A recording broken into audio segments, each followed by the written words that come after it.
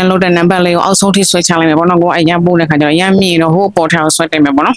ပြီးပြီဆိုလို့ရှိရင်ဒီမှာခြေဖျားလေးထောင်းလိုက်မယ်ပြီးရင်ဒီမှာပကုံးနှစ်ဖက်ဝင်ခံလိုက်မယ်ပြီးပြီဆိုလို့ရှိရင်ခုယူလိုက်မယ်ပေါ့နော် box နဲ့ခြေတလန်းကွာမှာရပြီဆိုလို့ရှိရင်ခြေဖျားထားလိုက်ရတယ်ခြေကိုပြားလိုက်ထားလိုက်ရတယ်ခြေဖျားထောက်လိုက်ရတယ်ပေါ့နော်ပြီးရင်ကိုယူမဲ့အလေးကိုယူပြီးတော့အရှိချေတော့ရဲ့လက်နဲ့ယူလိုက်မယ်ပေါ့နော်ပြီးပြီဆိုလို့ရှိရင်လေးရှိသွင်းခန္ဓာကိုယ်ဖြုတ်ပြီးတော့အောက်ထိစိတ်ချမယ်ပေါ့နော်ဟိုမြောက်တက်ရှိဆွဲညစ်တယ်လားအဲ့ချိန်မှာမှလောဝကိုလက်ကခြေတော့ရဲ့နောက်ဆုံးမဆက်ထိရောက်မယ်ပေါ့နော်အဲ့တော့လေးကိုရှိသွင်းပေါ်ထိမှမယ်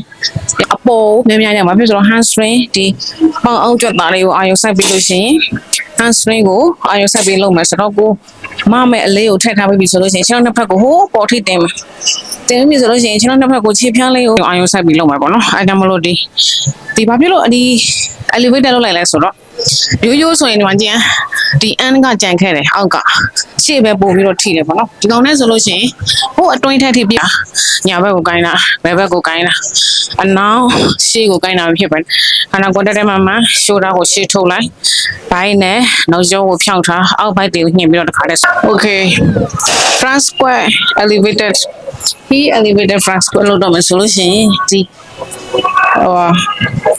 dumbbell flex bar တစ်ခုအပြားတစ်ခုထားလိုက်မယ်ပေါ့နော်ပြီးရင်ခြေဖနောက်တင်ပြီးလို့ရှိရင် shoulder ပေါ်မှာဘာပဲကိုတင်လိုက်မယ်ပြီးပြီလေရှုသွင်းခန္ဓာကိုယ်ဖြောင်းထား chest ကို open နဲ့လုပ်ထား chest ကိုရင်ဘတ်ကိုပေါ်ဖွင့်ထားပြီးလို့ရှိရင်လေကိုရှုသွင်းဘက်ကိုတစ်ခါနဲ့ညှိထပ်ပြီးတော့ခါနဲ့အောက်ကိုဆင်းချပြီးတော့ deep squat down လေရှုသွင်း and up ပေါ့နော်ဒီပိုင်းအောက်ဘက်ဒီအောက်လုံးညှိထားလိုက်မယ်ပြီးပြီဆိုလို့ရှိရင် shoulder ကိုအရှိကိုထွက်ထားလိုက်ပြီးရင်ခန္ဓာကိုယ်အလဲပိုင်းကိုတက်မှတ်အောင်ချိန်ပြီးဆိုလို့ရှိရင်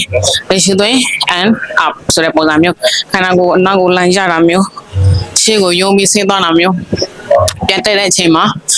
လုံငုပ်ပြီးတော့ဒုံးဆိုပြီးပြန်တက်ပြီးလဲသွားတာမျိုးတွေမဖြစ်စေနဲ့ပေါ့နော်အဲ့တော့ခန္ဓာကိုယ်ဘေးကိုကိုင်းတာညာဘက်ကိုကိုင်းတာဘယ်ဘက်ကိုကိုင်းတာအနောက်ရှေ့ကိုကိုင်းတာမဖြစ်ပဲခန္ဓာကိုယ်တက်မှရှိုးတာကိုရှေ့ထုတ်လိုက်ဘိုင်းနဲ့နောက်ကျောကိုဖြောင်းထားအောက်ဘက်တွေကိုညှင်ပြီးတော့တခါတည်းဆွဲမှာပေါ့နော်အဲ့တော့ဒီ front squat ယူတော့မယ်ဆိုလို့ရှိရင်ဒီဘာကိုအရှိကိုရှိုးတာဒီမှာရှေ့ရဒီပခုံးကြွတာအရှိတွေနဲ့တင်လိုက်မယ်ပေါ့နော်တင်ပြီးပြီဆိုလို့ရှိရင်အနောက်ကိုထွက်လာမယ်ပြီးရင်ဒီ safety bar ထဲမှာနေတာပိုကောင်းတယ်ပေါ့နော်ပို့ပြီးတော့ safe ဖြစ်တယ်ပြီးပြီဆိုလို့ရှိရင်ခြေဖနောက်ကိုဒီမှာတင်ပြီးတော့အောက်ကို deep squat တောင်းထိထိုင်ချမယ်ခုနကလိုမျိုးခန္ဓာကိုယ်လေးကိုဖျောက်ထားမယ်နော်အဲ့တော့စပြီးတော့ front squat ကိုမတော့မယ်ဆိုလို့ရှိရင် bar ထဲကိုဝင်လိုက်ကြောင်းနှစ်ဖက်ကိုညှိအောင်ထားပြီးတော့ရှေ့ကို shoulder လေးအထဲကိုဝင်လိုက်ပြီးလို့ရှိရင်မပြီးတော့အပြင်ကိုထွက်လာမယ်နော်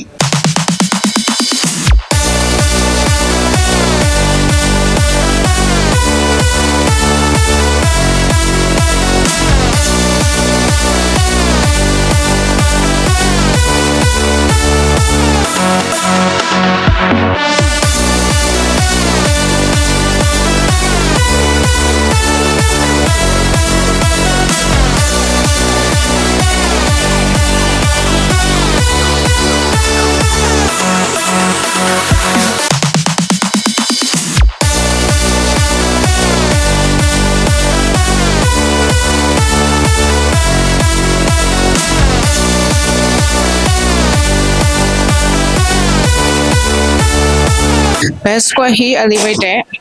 platform လို့တော့မယ်ဆိုလို့ရှိရင်ဒီဘာအောက်တက်မှာဒီအပြားအလေးပြားကိုထားလိုက်မယ်ပေါ့နော်ပြီးပြီဆိုလို့ရှိရင်ခြေဖနောက်နဲ့ဘာနဲ့တက်ဖြစ်နေရမယ်ပြီးရင်ဘာဘဲကိုခေါင်းရကြွသားပေါ်မှာတင်လိုက်မယ်ပေါ့နော်ပြီးပြီဆိုလို့ရှိရင် deep squat down အောက်ထိထိုင်ချပြီးရင်အောက်ထိ deep ထိုင်ချပြီးရင်ဒီပေါင်ကြွသားလေးကိုဆွဲညှက်ထားမယ်ပေါ့နော်ပြီးပြီဆိုလို့ရှိရင်ပြန်ထလာအောက်မှာလုံးဝ0 second ပဲထိုင်မယ်ပေါ့နော်ပြီးပြီဆိုလို့ရှိရင်အောက်ကိုဆင်းတဲ့အချိန်မှာ1 2 3နဲ့ဆင်းပြီးတော့အောက်မှာ0 second 1 2 3 0 second and up 0ပေါ့နော်အဲ့တော့အပေါ်မှာလဲ0ပဲပေါ့နော်အဲ့ကြောင့်မလို့အောက်ကိုဆင်း1 2 3 0 and 0 1 2 3 0 and 0ပုံစံမျိုးလေးနဲ့ဆင်းပြီးလို့ရှိရင် deep squat down 1 2 3 0 and up ဆိုတဲ့ပုံစံမျိုးလေးနဲ့ဆင်းပြီးတော့ပြန်ထလာမယ်ပေါ့နော်အဲ့တော့ဘိုက်ကိုညှင့်မယ်ပေါင်တွေကြွသားတွေကိုအားဆိုင်ပြီးတော့ဆင်းမယ်လေးရှုသွင်းပြီးတော့ပြန်ထမယ်ပေါ့နော်အဲ့လိုပုံစံမျိုးလေးနဲ့တေချာလေးလေးရှုပြီးပြီဆိုလို့ရှိရင်ရှုသွင်းဆင်း up ဆိုတဲ့ပုံစံမျိုးနဲ့ပေါင်ကိုညှင့်ပြီးတော့အောက်ကိုဆင်းအဲ့တော့ပေါင်ရှိကြွသားတွေကိုတေချာလေးအာရုံစိုက်ပြီးတော့လုပ်မယ်ပေါ့နော်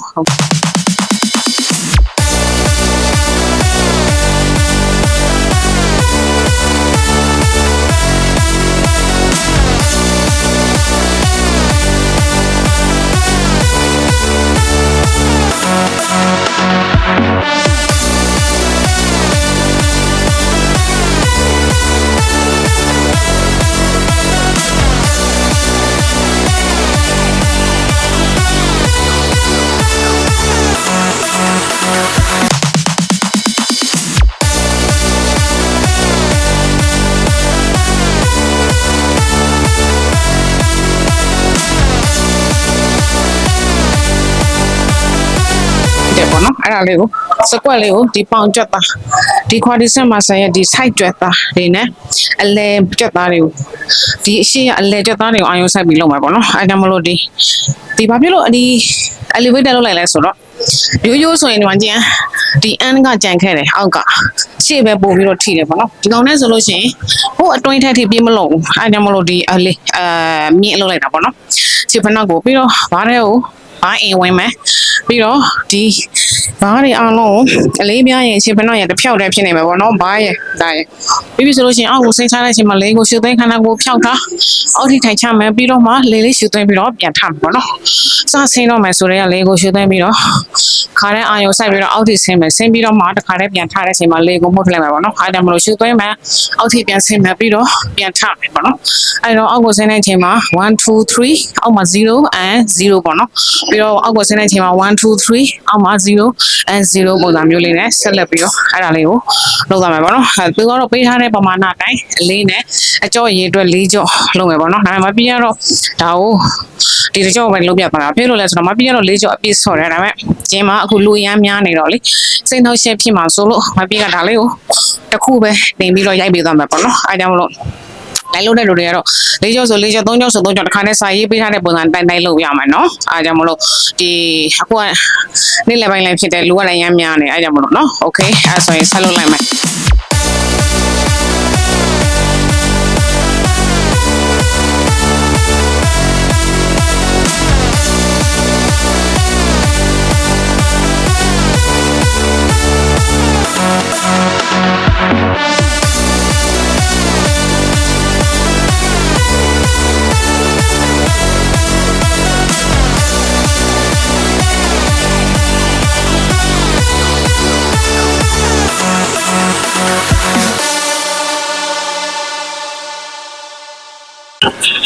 โอเคleft plus ကိုမှသူကအပေါ်များများရမှာဖြစ်ဆိုတော့ hamstring ဒီပေါင်အောင်ကြွက်သားလေးကိုအာရုံစိုက်ပြီးလို့ရှိရင် hamstring ကိုအာရုံစိုက်ပြီးလုပ်မယ်ဆိုတော့ကိုမမဲ့အလေးကိုထည့်ထားပြီးပြီဆိုလို့ရှိရင်ခြေထောက်နှစ်ဖက်ကိုဟိုးပေါ်ထိတင်မယ်တင်ပြီဆိုလို့ရှိရင်ခြေထောက်နှစ်ဖက်ကိုခြေဖြားလေးကိုဘေးကိုနည်းနည်းလေးပဲလှည့်မယ်နော်10 degree တော့မပြည့်ဘူး5 degree လောက်ပဲပြည့်ပြီးရင်အောက်ကိုဆင်းတဲ့အချိန်မှာပေါင်အနောက်ကျွတ်တောင်ညှင်ပြီးတော့ဆင်းမယ်ပေါ့နော်โอเคအဲ့တော့အဓိကတော့ hamstring muscle တွေကိုအလုပ်လုပ်တာဖြစ်တယ်ကိုကဒီ leg press machine မှာဒီကောင်ကိုအောက်ထိအောက်ဆုံးထိချထားလိုက်ပိုကောင်းလေးပေါ့နော်ထိုင်ခုံလေးကိုလေရှူသွင်းတာမဟုတ်ထုတ်ရှူသွင်းပြီးပြန်ဆင်းမဟုတ်ထုတ်အဲ့တော့ဒီမှာ hamstring muscle တွေအလုပ်လုပ်နေတာကိုတွေ့ရမယ်ပေါင်အနောက်ကျွတ်သားနော်အဲ့တော့လေကိုရှူသွင်းမထားမယ်ပြန်မှုတ်ထုတ်မယ်နော်အဲ့တော့စင်းโอเคဒီပါကြွသားနေတဲ့ပေါင်နောက်ကိုဦးစားပေးပြီးတော့ညှစ်ပြီးတော့ပြန်ကန်မယ်နော်โอเค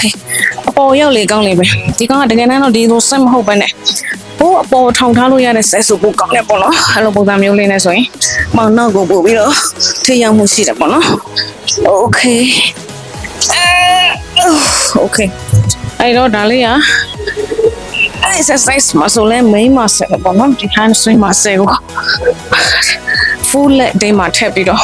အလုပ်လုပ်တာဖြစ်တဲ့အတွက်အာရုံလေးစိုက်ပြီးတော့ညှစ်ပြီးတော့ကန်မယ်ပေါ့နော်မြန်မြန်မကန်နဲ့လေးလေးရှူသွင်းအာရုံစိုက်တာကိုညှစ်မဲ့အတွက်ပေါ့ပြီးတော့မှညှစ်ပြီးတော့မှပြန်တွန်းတင်မယ်နော်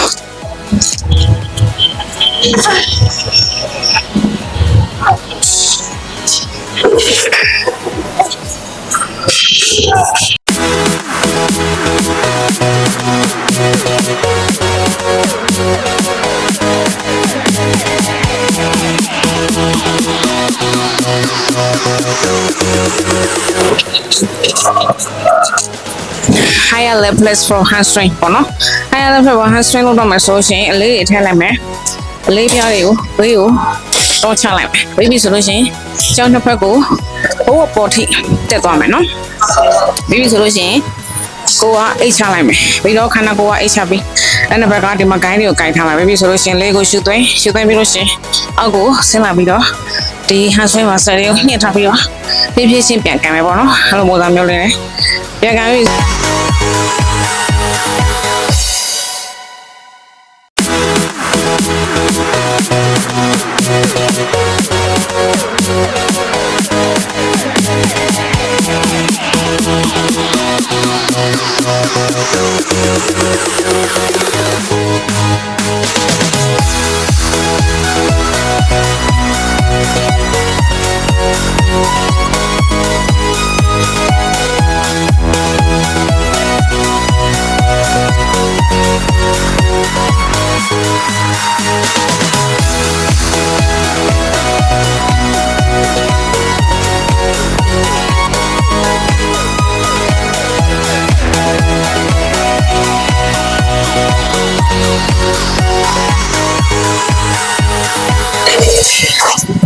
Okay, leg extension for full post လုပ်တော့မယ်ဆိုလို့ရှိရင်ဒီထိုင်ခုံအရှိကိုတင်ထားတဲ့နေရာနဲ့အနောက်ကိုပြန်ရွှေ့လိုက်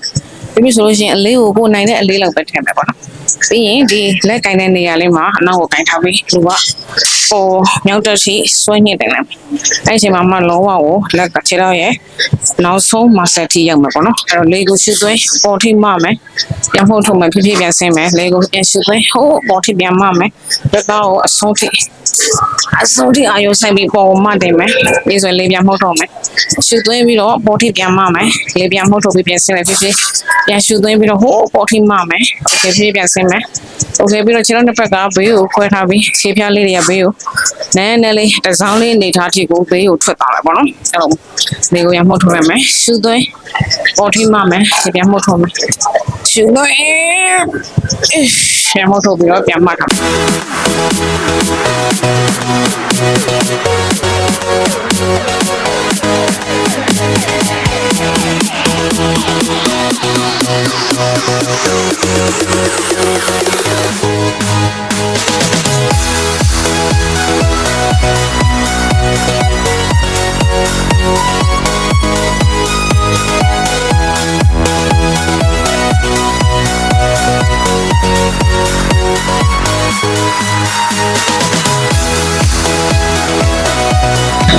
Full Bulgarian straight squat လုပ်တော့မယ်ဆိုလို့ရှိရင်ခြေထောက်ကပေါင်ရှိကြတော့အာရုံစိုက်ပြီးလုပ်မှာဖြစ်တဲ့အတွက်ဒီအနောက်မှာ biomass box တစ်ခုယူလိုက်မယ်ပေါ့နော် box နဲ့ခြေတလန်းကွာမှာရပြီဆိုရင်ခြေဖြားထားလိုက်ရတယ်ခြေကိုပြားလိုက်ထားလိုက်ရတယ်ခြေဖြားထောက်လိုက်ရတယ်ပေါ့နော်ပြီးရင်ကိုယူမဲ့အလေးကိုယူပြီးတော့အရှိခြေတော့ရဲ့လက်နဲ့ယူလိုက်မယ်ပေါ့နော်ပြီးဆိုလို့ရှိရင်လေရှုသွင်းခန္ဓာကိုယ်ဖြုတ်ပြီးတော့အောက်ထိဆင်းချမယ်ပေါ့နော်အပြည့်ဆင်းချမယ်ပြီးတော့မှအရှိပေါင်လေးကိုညှစ်ပြီးတော့လေရှုသွင်းပြီးတော့ပြန်ထားမယ်ပေါ့နော်ခန္ဓာကိုယ်လေးကိုဖြောင်းမှန်ထားမယ်လေရှုသွင်းမယ်အောက်ထိဆင်းမယ်ပြန်ထားမယ်အောက်ရှိကြောသားလေးကိုဆွဲညှစ်ပြီးတော့အောက်ထိဆင်း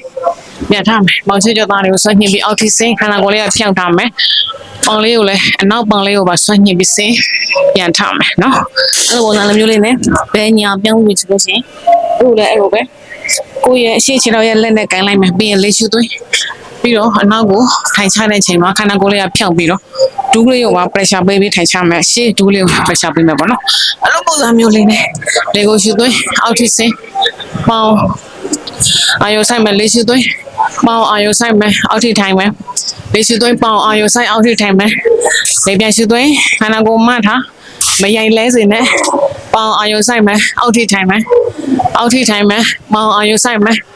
အောက်ကိုစစ်ဆင်းပြီးတော့ထိုင်ချမယ်ပေါင်အာယုဆိုင်မယ်ရှုသွင်းโอเคအဲ့တော့ပေးထားတဲ့ရေတော့မှနဲ့ပိတ်ချလုံးမယ်ပြီးပြီဆိုလို့ရှိရင်နော်ဒီဟာလေးကိုကိုယ့်ရဲ့ပေါင်ရှိကြတာရှိသမျှကြတာလေးအားလုံးဘန်းနေအောက်ဖြစ်သွားဖို့အတွက်ကိုအာမခံပါလေနော်ပြေလို့တော့မယ်ဆိုလို့ရှိရင်ဒီကျူရာနဲ့ဖက်ပေါ်မှာဆိုဖာလေးကိုတင်လိုက်မယ်ပြီးပြီဆိုလို့ရှိရင်ဒီမှာadjustment လုပ်တဲ့ number လေးကိုအောက်ဆုံးထိဆွဲချလိုက်မယ်ပေါ့နော်ကိုအရင်ပို့တဲ့ခါကျတော့ရမ်းမြင့်တော့ဟိုပေါ်ထားကိုဆွဲတင်မယ်ပေါ့နော်ပြီးပြီဆိုလို့ရှိရင်ဒီမှာခြေဖြားလေးထောက်လိုက်မယ်ပြီးရင်ဒီမှာပကုံးနှစ်ဖက်ဝင်ခံလိုက်မယ်ပြီးပြီဆိုလို့ရှိရင်ခြေဖြားလေးထောက်ပေါ်တက်တဲ့ချိန်မှာလေကိုရှုသွင်းထားပြီးတော့ခြေဖြားကိုထောက်ထားပြီးညှစ်ထားမယ်အောက်ကိုဆင်းတဲ့ချိန်မှာလေကိုမှုတ်ထုတ်ထားကျန်တော့အောက်ထိဆွဲချမယ်ရှုသွင်းပြီးတော့ပေါ်ညှစ်ထားမယ်လေရှုသွင်းထားမယ်ဖြည်းဖြည်းလေးအောက်ကိုတောင်းချအောက်မှာလည်းလေကိုရှုသွင်းထားပြန်ရှုသွင်းပြီးအပေါ်ကိုတောင်းတင်မယ်ပြီးလို့ရှိရင်အပေါ်မှာညှစ်ထားမယ်ပေါ့နော်ပြီးပြန်အောက်ဆွဲချတယ်မှာလေကိုမှုတ်ထုတ်ထားရှုသွင်းပြီးလို့ရှိရင်ပေါ်မှာဟိုးထားမယ်ပြန်ရှုသွင်းထားမယ်ညှစ်ထားမယ်အောက်ကိုစိတ်ချတဲ့ချိန်မှာလည်းဟိုးထားရှုသွင်းထားပြီးလို့ရှိရင်ပေါ်မှာရှုသွင်းထားညှစ်ထားမယ်အောက်ကိုဖြည်းဖြည်းဆင်းတဲ့ချိန်မှာလည်း